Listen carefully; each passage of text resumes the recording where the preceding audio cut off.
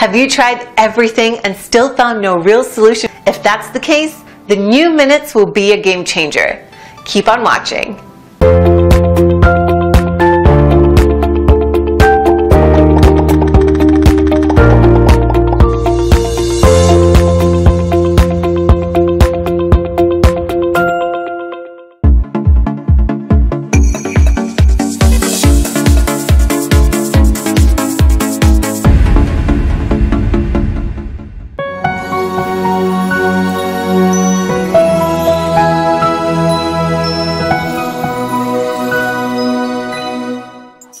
Real estate with Realtor Kashif Sohail.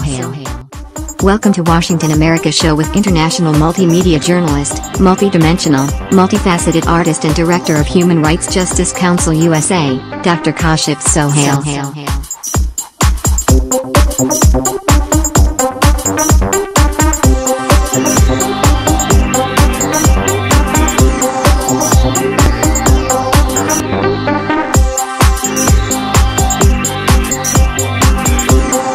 This video is extremely useful for homeowners and buyers.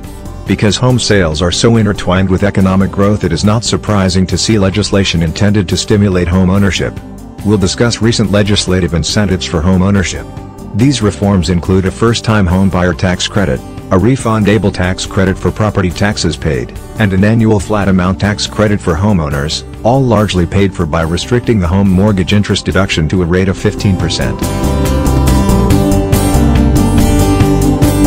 Home provides formula grants to states and localities that communities use, often in partnership with local nonprofit groups, to fund a wide range of activities that build, buy, and/or rehabilitate affordable housing for rent or homeownership, or provide direct rental assistance to low-income people. Home is the largest federal block grant to state and local governments designed exclusively to create affordable housing for low-income households. Each year it allocates approximately $2 billion among the states and hundreds of localities nationwide. The program was designed to reinforce several important values and principles of community development, including empowering communities to design and implement flexible strategies, emphasizing consolidated planning, which expands and strengthens partnerships among all levels of government and the private sector in the development of affordable housing, technical assistance activities, and set aside for qualified community-based nonprofit housing groups, which builds the capacity of these partners. Requirement that participating jurisdictions, PJs, match 25 cents of every dollar in program funds, which mobilizes community resources in support of affordable housing. Home funds are awarded annually as formula grants to participating jurisdictions. HUD establishes home investment trust funds for each grantee, providing a line of credit that the jurisdiction may draw upon as needed. The program's flexibility allows states and local governments to use home funds for grants, direct loans, loan guarantees, or other forms of credit enhancement, and rental assistance or security deposits. States are automatically eligible for home funds and receive either their formula allocation or $3 million, whichever is greater. Local jurisdictions eligible for at least $500,000 under the formula, $335,000 in years when Congress appropriates less than $1.5 billion for home, also can receive an allocation. Communities that do not qualify for an individual allocation under the formula can join with one or more neighboring localities in a legally binding consortium whose members' combined allocation would meet the threshold for direct funding. Other localities may participate in home by applying for program funds made available by their state.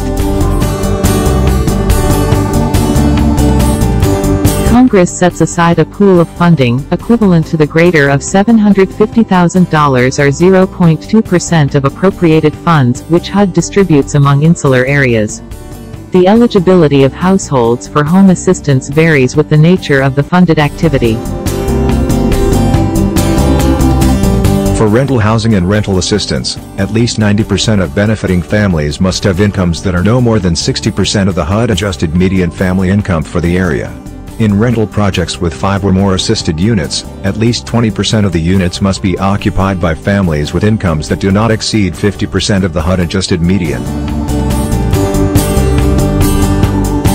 Families are generally eligible for HUD assistance if their incomes are below certain income standards set by HUD. The incomes of households receiving HUD assistance must not exceed 80% of the area median. Home income limits are published each year by HUD.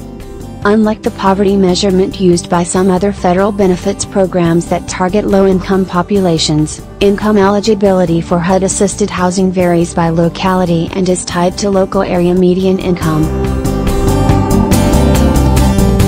Income, for the purposes of eligibility, is defined as income from all sources earned by all members of the family, with some exclusions. For example, income earned by minors. Although a family may be eligible for assistance, they are not guaranteed to receive it. Housing assistance programs are not entitlements, thus, due to funding limitations they serve only roughly 1 in 4 eligible households. Families wishing to receive assistance are generally placed on waiting lists. Participating jurisdictions may choose among a broad range of eligible activities, using home funds to provide home purchase or rehabilitation financing assistance to eligible homeowners and new home buyers, build or rehabilitate housing for rent or ownership, or for other reasonable and necessary expenses related to the development of non-luxury housing, including site acquisition or improvement, demolition of dilapidated housing to make way for home-assisted development, and payment of relocation expenses. Participating jurisdictions, PJs, may use home funds to provide tenant-based rental assistance contracts of up to 2 years if such activity is consistent with their consolidated plan and justified under local market conditions. This assistance may be renewed. Up to 10% of the PJ's annual allocation may be used for program planning and administration. Home-assisted rental housing must comply with certain rent limitations. Home and rent limits are published each year by HUD. The program also establishes maximum per unit subsidy limits and maximum purchase price limits. Some special conditions apply to the use of home funds. Participating jurisdictions must match every dollar of home funds used, except for administrative costs, with 25 cents from non-federal sources, which may include donated materials or labor, the value of donated property, proceeds from bond financing, and other resources. The match requirement may be reduced if the participating jurisdictions is distressed or has suffered a precedentially declared disaster. In addition, the match requirement may be reduced if the participating jurisdictions is distressed or has suffered a precedentially declared disaster. In addition, PJs must reserve at least 15% of their allocations to fund housing to be owned, developed, or sponsored by experienced, community-driven nonprofit groups designated as Community Housing Development Organizations (CHDOs). Must reserve at least 15% of their allocations to fund housing to be owned, developed, or sponsored by experienced, community-driven nonprofit groups designated as Community Housing Development Organizations (CHDOs). Participating jurisdictions must ensure that home-funded housing units remain affordable in the long term, 20 years for new construction of rental housing, 5 to 15 years for construction of homeownership housing and housing rehabilitation, depending on the amount of home subsidy. PJs have 2 years to commit funds, including reserving funds for CHDOs, and 5 years to spend funds. Program funds are allocated to units of general local government on the basis of a formula that considers the relative inadequacy of each jurisdiction's housing supply, its incidence of poverty, its fiscal distress, and other factors. Shortly after home funds become available each year, HUD informs eligible jurisdictions of the amounts earmarked for them. Participating jurisdictions must have a current and approved consolidated plan, which will include an action plan that describes how the jurisdiction will use its home funds. A newly eligible jurisdiction also must formally notify HUD of its intent to participate in the program.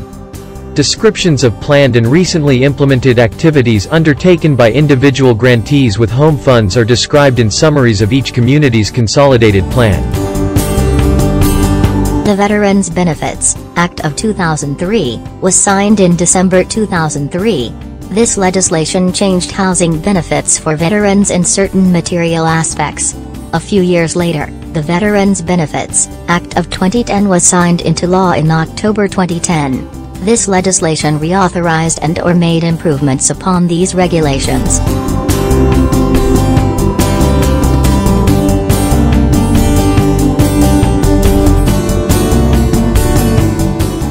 Thanks for watching, and don't forget to click the link below in order to find out more. Please share this video, subscribe to our channel.